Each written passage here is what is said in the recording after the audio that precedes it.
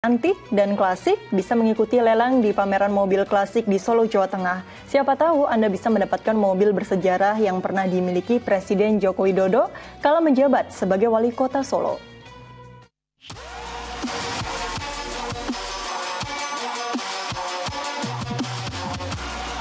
Tak lekang dimakan zaman, itulah yang tersirat melihat aneka mobil klasik yang dipamerkan di pameran mobil kuno di Loji Gandrung, rumah dinas wali kota Solo Gibran Rakabuming Raka.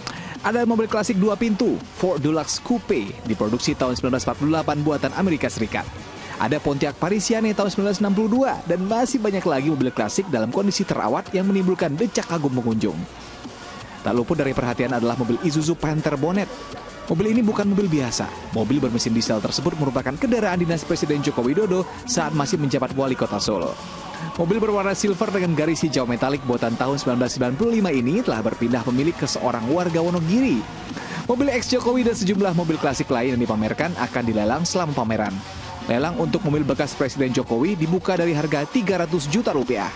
Ini milik PT KAI Solo Raya. Kita mau melelangkan mobilnya Pak ex-Jokowi ini, di mobil pribadi Pak Jokowi, yang rencana hasil lelangnya ini mau kita buat untuk membangun tempat ibadah. Pameran dan lelang mobil klasik ini masih akan digelar sampai 30 September. Jika mobil bekas Presiden Joko Widodo belum menemukan penawar tertinggi, mobil akan kembali dilelang di pameran berikutnya di Stadion Manahan Solo selama 2 hari pada 8 dan 9 Oktober.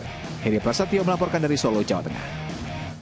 Ya, semoga acara lelang ini berjalan dengan lancar. Amin. Nah, ini Ustadz Erik, dalam syariat Islam, bagaimana sih hukum lelang barang? Siapa berani yang menawar lebih tinggi, dia yang dapat, dan mungkin tanpa ada batasan harga.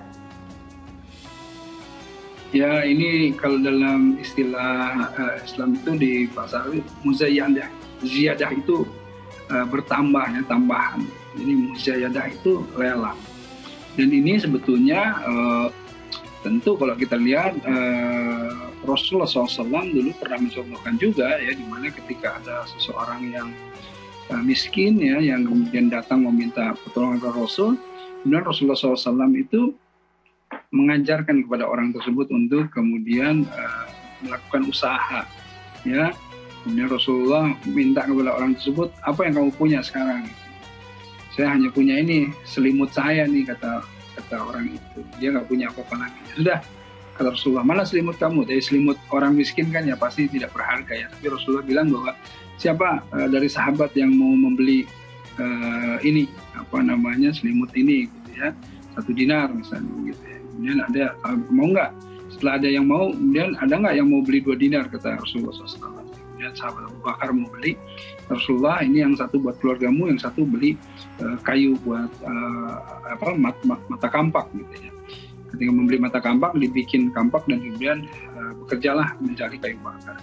Nah, tetapi intinya adalah lelang ini diperbolehkan dalam Islam, ya, dengan tentu tuntunan syariat, ya. Tidak boleh kemudian barang yang dilelang itu bukan barang yang halal dan thayyibat, kemudian dengan cara-cara yang baik dan macam-macam lah. Tetapi tentu intinya yang namanya lelang itu diperbolehkan. Baik, nah Ustadz, kalau dalam lelang boleh tidak kita bersekongkol untuk mendapatkan barang yang kita mau? Nah, yang begini-begini nih konspirasi busuk kita. Jadi artinya lelang kita ini kan, Islam tuh mengajarkan kita supaya sportif. Ya, kita harus sportif dalam melakukan apapun, ya, jangan pakai akal-akal bulus gitu. Artinya ya tawar-tawarlah sesuai dengan kemampuan kita begitu. Kalau mau bersama-sama, ya, membeli itu ya boleh gitu. Tetapi dengan cara-cara yang baik tentunya, ya. Jangan kemudian ada istilah nawar lari gitu, ya. Udah ditawar tinggi kemudian kabur gitu. Nah, itu juga nggak boleh. Atau misalnya sama teman-temannya itu ya tadi, ya, bersekongkol, berkonspirasi dan lain-lain. Nah, ini pokoknya ginilah. Kita paham mana yang benar, mana yang salah sebetulnya begitu, ya. Nah, jadi tinggal kalau misalnya nurani itu, ya, secara insting juga kan, aduh ini nggak enak, nggak benar. Dan disitulah harus dipahami bahwa segala sesuatu yang licik, ya, mutafifin, ya, kalau dalam surahnya itu, kala barona ala kulubihim makanu yasibun, itu hanya akan menambah noda kotoran di dalam kolbu kamu gitu, dan kamu akan rusak karenanya gitu, ya. Ya, jadi wailul mutaffifin, celaka orang-orang yang curang. Masya Allah, tetap boleh dilakukan tapi jangan dilakukan dengan cara yang curang. Baik.